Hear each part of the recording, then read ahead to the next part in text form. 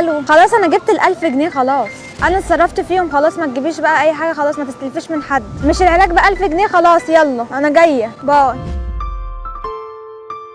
بعد اذنك. اتفضل. اقرب باب خروج من هنا فين؟ من هنا. من هنا؟ اه. امشي كده على طول؟ اه على طول. طيب حضرتك بس خلي بالك من البوك عشان ما حدش ياخده. ده مش بتاعي. مش بتاعك؟ كان بتاع البنت اللي كانت قاعده هنا ونسيته. طب انت تعرفيها؟ لا ما اعرفهاش، انا سمعتها كانت بتتكلم في التليفون، كان في فلوس مهمه كانت عايزاها ضروري العلاج تقريبا. فلوس؟ ده في فلوس كتير. طب لا، ممكن اشوفه كده، اشوف اسمه او اشوف بطاقتها كده او اي حاجه؟ مش اشوف. مكتوب عليه حاجه. طب اشوف بطاقتها، ده في فلوس كتير وفي فيز كمان. طب ما ممكن تخليه معايا لحد ما هي تيجي، ممكن تفتكر وترجع. لا، هو انا مش هديهولك اصلا.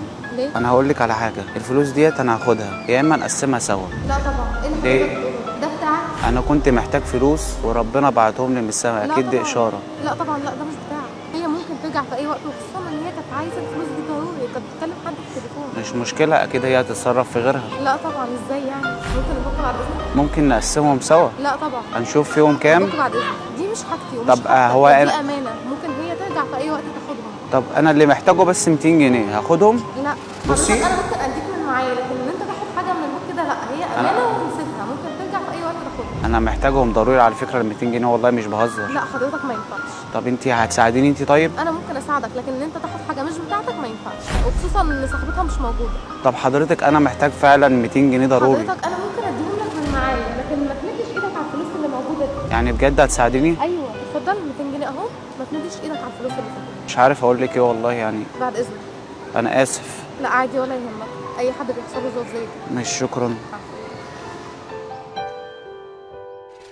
لو سمحتي، انا كنت ناسيه بوك هنا صح؟ ايوه انت الحمد لله الحمد لله. هو كان في فلوس. كل حاجه زي ما هي، بس انت ازاي تمشي وتسيبي حاجتك كده؟ الحمد لله انا كنت ناسياه، انا اصلا والله بجد ده كان بعد فلوس كده علاج خدي بالك، ماما. ما ينفعش. الحمد لله. طب شكرا ليكي جدا. انت على ايه بس؟ هو انت ازاي اصلا رجعتهولي وما خدتيش الفلوس؟ لا يا حبيبتي، دي امانه، هو حصل موقف كده انا مش عايزه احكي لك عليه، بس دي امانه مهمه. شكرا بجد ليكي. على ايه؟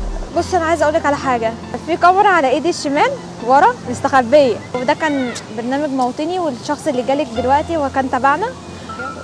وكنا متفقين، وانت طلعتي جدعه جدا وامينه، واحنا بنشكرك جدا على اللي انت عملتيه معانا ده، والبرنامج بيقدم لك الهديه البسيطه دي. ربنا يخليكي، بس ده كتير قوي. مفيش حاجه كتير عليكي. موافقه نذيع الحلقه؟